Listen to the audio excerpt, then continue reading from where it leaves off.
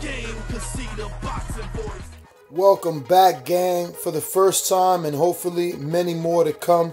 Don't forget to subscribe to the YouTube channel and click on the notifications right here, this little bell, so you can get those emails every time we go. How's it going? This is Ron from The Boxing Voice. I'm here with none other than Peter Quillin. How's it going? Feel good, man. I'm glad that you're here, man.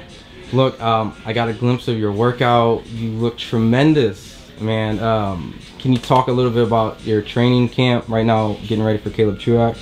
Well, it's been going very well. This is my second workout today, so I feel real good. I feel ahead of schedule. My coaches are very happy with where I'm at, especially in my mind. You know what I'm saying? I'm just glad to be here. I hear that you moved from San Francisco. Yes, absolutely. Okay. Well, good luck and welcome to New York. So, you know, being from New York and then coming back to New York to train and get this, can you talk about the story, like what brings you back here to train in your hometown?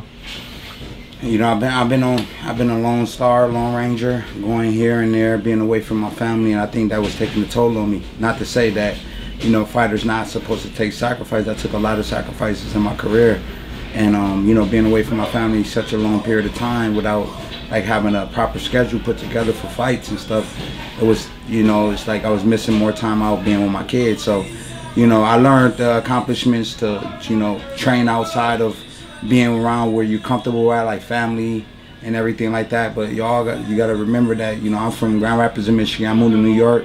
You know, I learned this city, like, you know, now I know the city like the back of my hand. So it's like it became a part of me. But at one time I was a distant stranger being here. So you know, I just needed to be home with my family and learn to conquer another area in my career, which is like training with a family. You know, and I got a working household that, you know, like, you know, it was, you know, being away from your family sometimes, you know, being away from your wife especially is kind of like, you know, you don't really build up the proper love for them. You know what I'm saying? So, you know, I'm just glad to be home. I feel very motivated. You know, I was always in my mind state as you can't fight hard for other people unless you learn how to fight hard for yourself.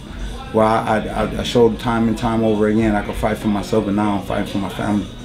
Now, you know, with that being said, you joined with Sosa crew, we would say Chris Colbert, Big Baby Miller, and now you as well, former middleweight champion. What's it like? Have you bumped into any of these guys like Big Baby Miller? Yeah, I see Big Baby. You know, I got Big Baby number. You know, we like all the family over here. You know, so, you know, Lil B Hop, I knew him since he was a kid. You know what I mean? He was always, let me know, you always got to welcome home here. So when I had to make a decision to like come back home, it was like, you know, leaving, I had to like tell Verge I'm going to come back home and I'm going to have to find out a situation over here because, like, you know, the way time was taking a toll on me. So he understood, and, you know, he understand, you know, he know what, you know, Dre is from the Bay Area. That's his city, that's his town, you know what I'm saying? So it's not like if another fighter can come over and conquer, because he got all the stuff there in his hometown, but even though he had trained away from his family and everything. So I got to learn a lot of things being with them, and I always want to be indebted to them. I feel real connected to them spiritually because, you know, like Dre especially, you know, I was like, when I moved out there, I was like about to get divorced. I was about to heading for a divorce, and, you know, those guys over there built me up as a man, and I was thankful for having that opportunity. So coming here, I just came here with a little bit more understanding about how to conduct myself like a business and what it takes to be, you know, where I want to be at, and it takes with like a good listening ear and some good eyes and just a good head on your shoulders. Does Andre still reach out to you, Verge, here and there?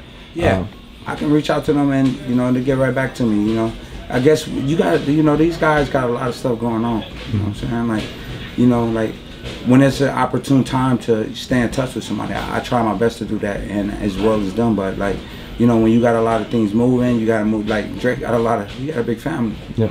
You know what I'm saying? So it's like, I'm not gonna try to take him out of his headspace to maybe help me out. So I call him when I need him, and I'm pretty sure he can do the same thing. And it's always gonna be love, and, you know what I mean. Like I said, I'm always gonna be indebted to him, and as far as the advice he gave me, as far as about my marriage, and, you know, and I'm going strong with my wife, so I'm always be indebted for him for that. So I'm always wanna make sure, hey Dre, thought about you, man. Sending you nothing but love. Now, you know, with this change, I noticed there's also a change, a division. I was at your fight with Jalen Love. Now you're going to be fighting Caleb Truax. How do you feel comfortable at the weight that you're at now? I feel good, you know what I mean? I've been 160 for the majority of my career up until when I went pro 2005, up until 2015. 2016 when I took my first loss. I was fighting damn near. I started out my career as a super middleweight, and then I made the weight to 160, and then it got to be trouble, and I still found a way to make because of my work ethic. And now I just had to make a decision. I'm sorry that it had to take a loss to make sure I could make that decision. That decision should have came before then. But you know, like I said, you get older and you get wiser, and you can't dwell on things. So I feel good at 168 pounds, fighting a guy that I got experience with. We had a lot of sparring wars. The interesting thing is, like, when guys be wanting to fight me after sparring me, what is it like? I got gym stories about Caleb Truax. You know, I keep that in the gym. But like, I'm pretty sure he knows what type of fighter I am. But more than anything, it's like I don't judge nobody off the sparring that I had with them. You know what I'm saying? You can never do it. You know what I'm saying? Now, not looking past Caleb Truax, your opponent, did you by any chance get to see the James DeGale and Chris Eubank? Yeah, I actually had my money on James DeGale. And now, in my opinion, he's starting to look shot a little bit, and I think he should probably retire.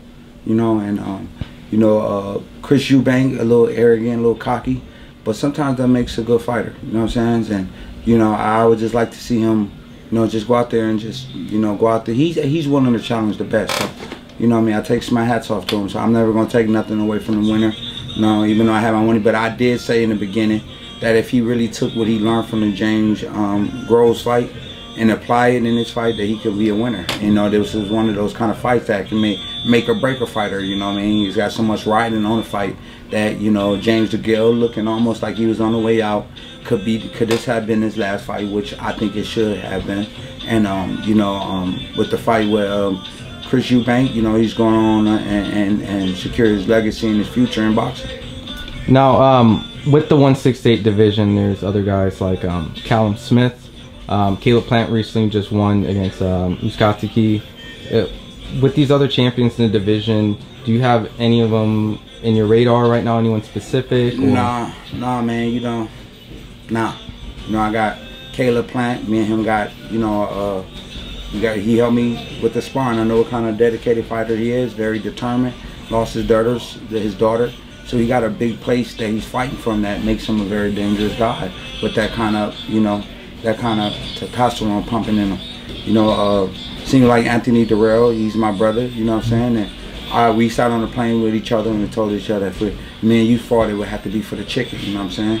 That which has got to be for the payday, you know what I mean? Because, you know, he's from Michigan. I like what him and his brother's doing as they come from a boxing family. So it's like, you know, I have to cross some roads when I get to it. Right now it's Caleb, you know, Truax, and he's a very, you know, experienced guy, a veteran, very seasoned pro.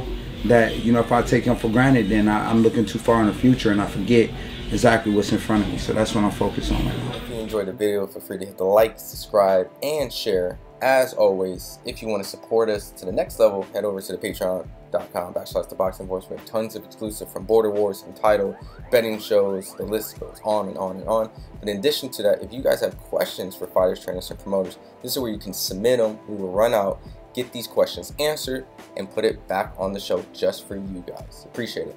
Peace.